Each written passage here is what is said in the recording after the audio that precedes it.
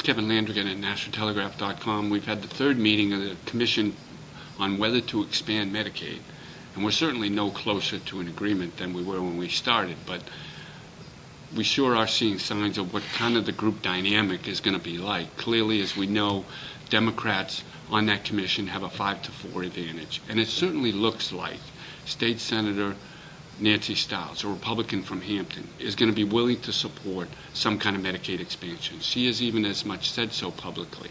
So Governor Maggie Hassan, in all likelihood, will be able to get a 6-3 recommendation out of this commission. The question is, does the majority of the commission decide to try and move this expansion far enough to try and gain more Republican votes? It still needs one more Republican vote in the state Senate if she's going to get support for this legislation if it were to come to the legislature during a special session. How could she do that? Well, I think one of the key obstacles or challenges for this commission and for the Department of Health and Human Services, frankly, is when they expand Medicaid, is try to attract enough insurance companies to offer that product, particularly to populations that are needed if New Hampshire is going to need a waiver from the federal government, and they probably are going to need some waivers to expand Medicaid. Those waivers specifically require that at least 2 health insurers provide that insurance option to folks in the expanded Medicaid population. Well, there's only one insurer, Anthem, the behemoth healthcare company in New Hampshire, that has said it's willing to participate.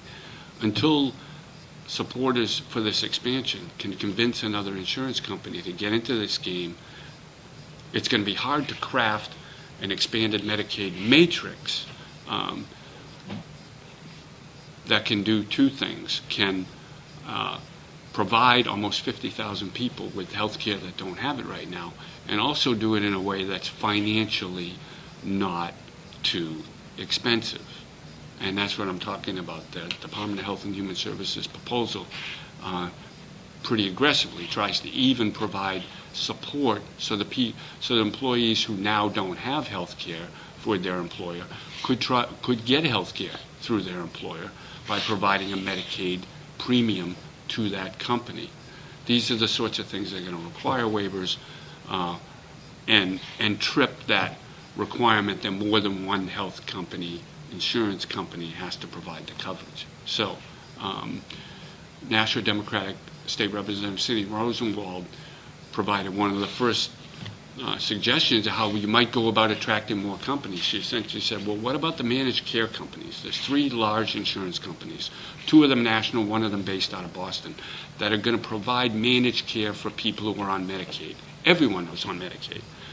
And her question to state officials essentially was, could those managed care companies essentially become insurers for this expanded Medicaid population? And if they could, and if they were interested, then that would solve the one health insurance problem we have in the state. See, at the end of the day, expanding Medicaid is tricky in New Hampshire because in New Hampshire, we're talking about, relatively speaking, not a huge population that's on Medicare, not a big enough market for a lot of insurance companies to get interested. Also,